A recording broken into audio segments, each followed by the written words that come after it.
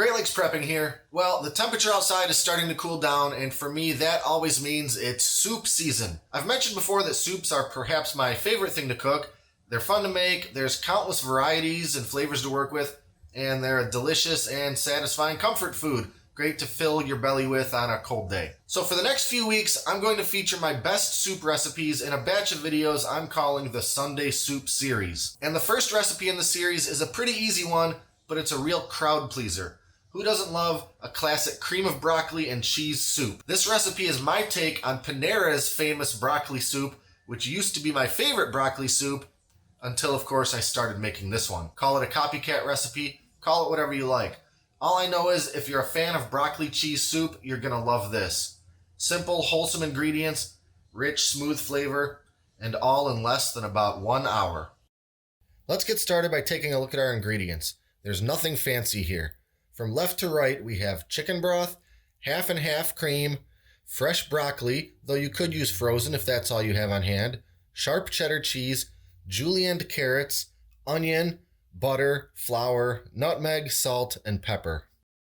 This recipe starts with a simple roux, so in a medium-sized stock pot, we're going to melt 1/4 of a cup of butter over medium heat. Once the butter is melted, add 1 cup finely chopped onions. Saute the onions in that butter until they're soft and just starting to look translucent.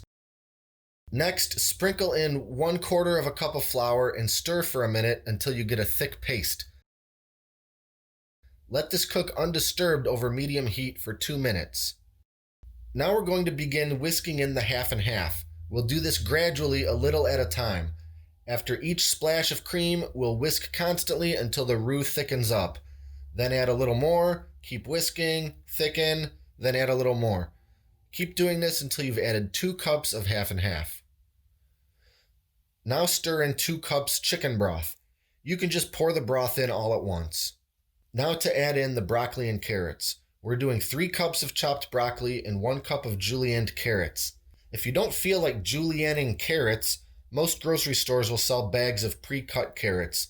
They're usually labeled either matchstick carrots or shredded carrots.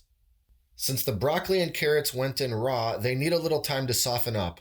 Let the soup cook over low heat for 25 minutes, stirring regularly. After the 25 minutes, add 1/2 teaspoon salt and 1/2 teaspoon black pepper. Now this next part is optional, but I highly recommend it. It helps create the smooth consistency and beautiful color that makes this soup so great.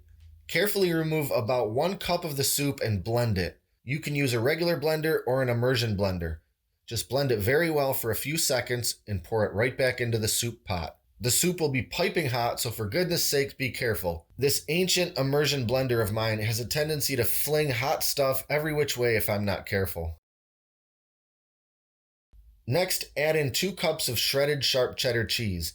This is equivalent to exactly 1 8-ounce package of shredded cheese from the store. Cook it for a couple of minutes until the cheese is melted. Lastly, stir in 1/4 teaspoon nutmeg. Some people find this ingredient strange, but I promise it's worth using. It's just a small amount, just enough to tie all the flavors together. And that's it, it's ready to serve. I love this recipe because it's got an amazing taste and it uses simple, basic ingredients. It's smooth and rich, but not overly heavy.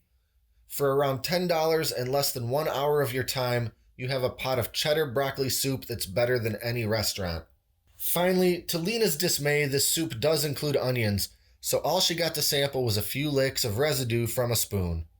Still, I think she approves. If you enjoyed this video, hit the subscribe button and stay up to date on all our newest videos, including next week's installment of the Sunday Soup series. And if you've made this recipe, share a picture of it on Facebook and tag Great Lakes Prepping. That's it for now. Thanks for watching and for all of your continued support. And until next time, this is Great Lakes Prepping.